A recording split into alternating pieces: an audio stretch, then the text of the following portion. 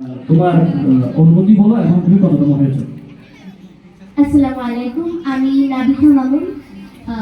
Future cadet academy কর্তৃক আয়োজিত বৃত্তি পরীক্ষাতে আমি ৮ম স্থান অধিকার করেছি এবং আমি গত বছর এই পরীক্ষাটা দিয়েছিলাম।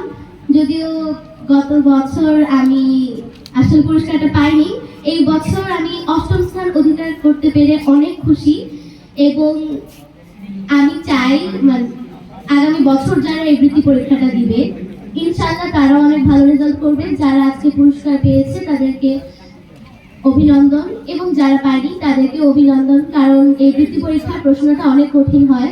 আমি গত বছর দিয়েছি, এটা একটা সাহসের বিষয়। সবাইকে অভিনন্দন, সবাই আমার জন্য দোয়া করবেন। আমি ভবিষ্যতে একজন ভালো মানুষ এবং একজন ডক্টর হতে চাই এবং আমি অসহায়দেরকে, গরিবদেরকে বিনামূল্যে চিকিৎসা দান করতে চাই। ধন্যবাদ। এখন আপনারা যারা